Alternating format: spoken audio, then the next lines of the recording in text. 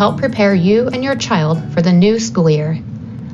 Hello, my name is Katie, and I am a school psychologist and member of the National Association of School Psychologists. I would like to talk today to parents about supporting their children with in-person schooling as we transition back to campuses post-pandemic.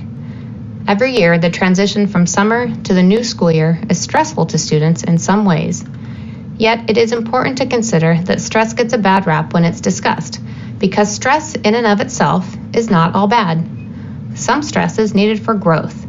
Just like exercise stresses your muscles in order to strengthen them, just right stress helps children and teenagers adapt, learn, and grow. Stress can be seen as a result of anything new or challenging.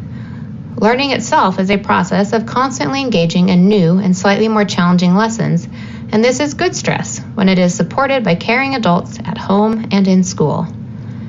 Stress can be bad when a student has little or no control over what they can do to manage it, when it's chronic without rest and time for self-care and recovery, or when a young person doesn't have support from people around them. Good stress happens when a young person is able to confront a situation with support, resources, and the belief that they can manage or control some aspects of the challenge. When the challenges of going to school outstrip a student's support system, such as home support, school support, personal skills or abilities, or those necessary restful breaks, stress can become overwhelming and turn into bad stress. Many young people face ongoing challenges they can't quickly resolve. This is common for students who struggle in school and who don't have the right supports. The uncomfortable emotions they handle every day, such as sadness, fear, anxiety, can go on and on. This can put them at risk for bad or overwhelming stress. When young people are experiencing stress due to feelings of academic, social, or emotional challenges in school, the first set of tools that may help them are strategies to teach them how to manage or regulate their emotions. When uncomfortable emotions get strong, young people are better able to regulate them when they learn to identify their feelings, understand where they are coming from, label the feelings with words, express and feel those feelings, and choose an action to use the feeling as information and manage the feeling with emotional flexibility. Another set of tools to buffer the difficulties of going to school in person would be behaviors and techniques that support basic health and overall well-being. This toolbox contains 12 items to help your child with overall wellness.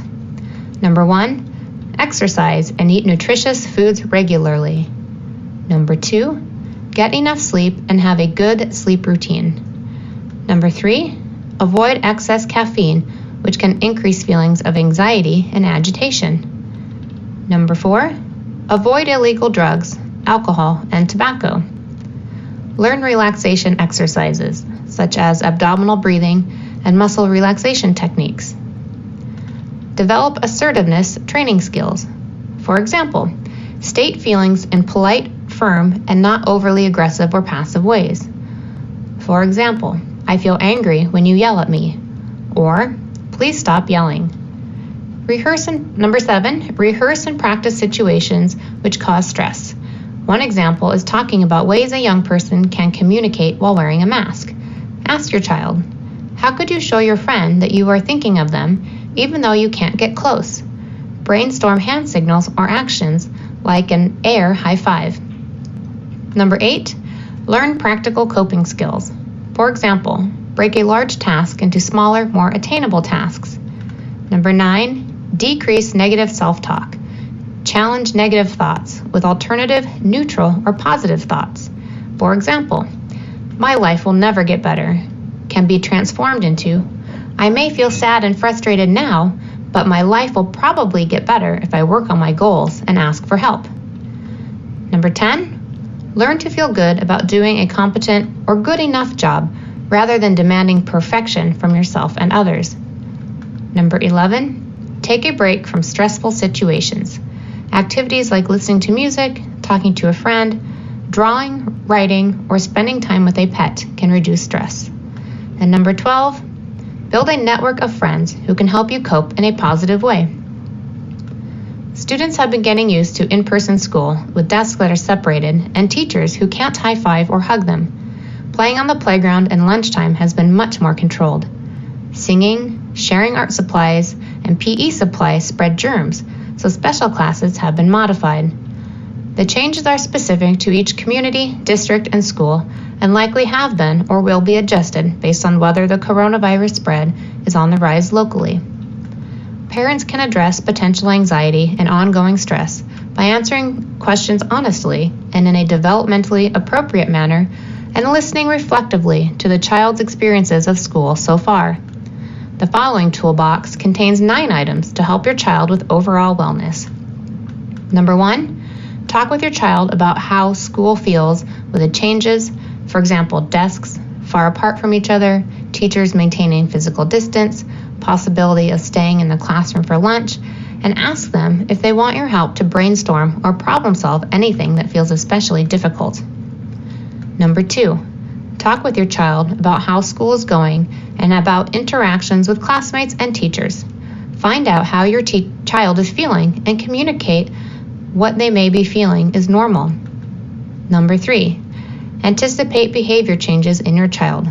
Watch for changes like excessive crying or irritation, excessive worry or sadness, unhealthy eating or sleeping patterns, difficulty concentrating, all of which may be signs that your child is struggling with stress and anxiety.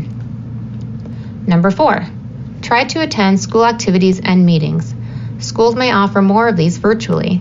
As a parent, staying informed and connected may reduce your feelings of anxiety and provide a way for you to express any concerns you may have about your child's school. Number 5, ask your school about any plans to reduce potential stigma related to having or being suspected of having COVID-19. Number 6, check if your school has any systems in place to identify and provide mental health supports to students in need of those services. If so, identify a point of contact for those services at your school. Number 7, check if your school has a plan to help students adjust to being back in school. Students might need help adjusting to how COVID-19 has disrupted their daily life and social circles. Support may include school counseling and school psychological services, including grief counseling, social emotional learning, focused programs and curricula, and/or peer social support groups. Number 8, check if your school will provide training for students in mindfulness, incorporating social emotional learning into classroom curriculum, either virtually or in person, or support a child's ability to cope with stress and anxiety. If not, consider asking about ways to add this to your child's learning program. Number 9, you can be a role model for your child by practicing self-care. Remember to always take breaks, get plenty of sleep, exercise, eat well, and stay socially connected.